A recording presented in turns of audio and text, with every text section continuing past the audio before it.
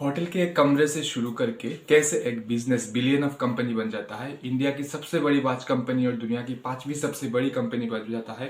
नमस्कार, मेरा नाम है अरूप और आप देख रहे हैं स्टार्टअप नॉलेज। जी हाँ, मैं टाइटन कंपनी के बारे में बात कर रहा हूँ। टाइटन कंपनी को समझने के लिए हमें कुछ साल पीछे जाना पड़ेगा। एक्चुअली टाइटन कंपनी जो है वो टाटा ग्रुप एंड TIDCO यानी कि तमिलनाडु इंडस्ट्रियल डेवलपमेंट कोऑपरेशन का एक जॉइंट वेंचर है। जॉइंट वेंचर जब कोई दो कंपनी अपनी बिजनेस रिलेटेड जरूरतों को पूरा करने के लिए एक के साथ दूसरा कंपनी जुड़ जाता है यानी गठबंधन कर लेते हैं, तब हम उसको जॉइंट वेंचर कहते हैं। एक्चुअली क्या है, 1980 1990 उस वक्त क्या था, उस वक्त आज के जैसा खुल्लम खुल्ला मार्केट नहीं हुआ करता था।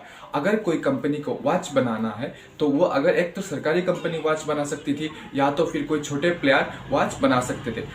टाटा ग्रुप एक बहुत बड़ी कंपनी होने की वजह से इनको ये लाइसेंस नहीं मिल रहा था और इन्होंने इस प्रॉब्लम को सॉल्व करने के लिए TIDCO के साथ गठबंधन किया।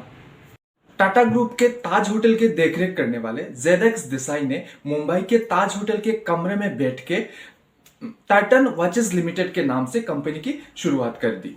एंड 1984 में इन्होंने चेन्नई के हुसूर में अपना पहला मैन्युफैक्चरिंग सेटिंग लगाया और 1987 में पहला वॉच मार्केट में लॉन्च कर दिया। अच्छा, उस जमाने में अगर आपको वॉच खरीदना है तो आपके पास दो ही ऑप्शन अवेलेबल थे। या तो फिर आप बाहर की किसी कंपनी से वॉच मंगवा लो या फिर आप HMT से वॉच खरीद लो। HMT एक सरकारी कंपनी थी जो जिसकी मार्केट में 90% से ज्यादा कब्जा था, लेकिन उस कंपनी की वॉच का इतना भयंकर डिमांड था मार्केट में और प्रोडक्शन कम था, से सप्लाई कम था, जिसके वजह से कस्टमर को अगर किसी को मान लो आपको वॉच चाहिए तो आपने आज ऑर्डर किया, आपको 2 दिन, 1 हफ्ते, 1 महीने भर तक वेट करना पड़ता था। और HMT की जो वॉच हुआ करता था वो एक सिंपल सा नॉर्मल सा हुआ था। पुराने जमाने में लोग इंडिया में वॉच इसलिए पहनते थे सिर्फ टाइम देखने के लिए, और इसी चीज को देखते हुए टाटा ने क्या देखा, टाइटन ने यूरोपियन मार्केट को स्टडी किया और यूरोपियन मार्केट को स्टडी करने के बाद देखा यूरोप में लोग घड़ी सिर्फ टाइम देखने के लिए नहीं पहनते थे, घड़ी लोग डिजाइन के लिए, फैशन के लिए भी इस्तेमाल करते थे। शादी के लिए कुछ अलग घड़ी, पार्टी के लिए अलग घड़ी, दूसरे हर अलग अलग ड्रेसेस के साथ अलग अलग घड़ी पहनते थे। और इस चीज को देख के टाइटन ने सोचा कि हम इंडिया में स्टाइलिश घड़ी बनाएंगे, डिजाइनेबल घड़ी बनाएंगे, पतला घड़ी बनाएंगे, फैशन के लिए भी घड़ी को लोग इस्तेमाल करेंगे। अब बात करते हैं कि इनकी मार्केटिंग और सेल्स की। मार्केटिंग में इन्होंने देखा कि यार अगर हम सबके जैसा वही करेंगे, वही डिस्ट्रीब्यूटर, वही होलसेलर, वही रिटेलर, अगर ऐसे ही सिस्टम में हम प्रोडक्ट को बेचने की कोशिश करेंगे तो फिर तो वही बात होगी ना। इन्होंने सोचा कि क्यों ना कुछ यूनिक करते, क्यों ना कुछ यूनिक करते।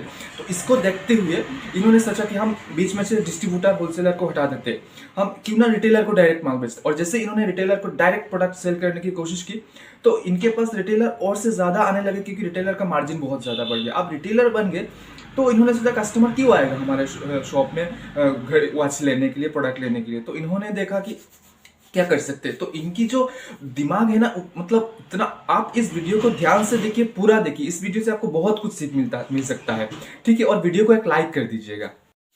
इन्होंने सोचा कि क्यों ना हम इंडियन कंज्यूमर्स के लिए कुछ अलग करते हैं।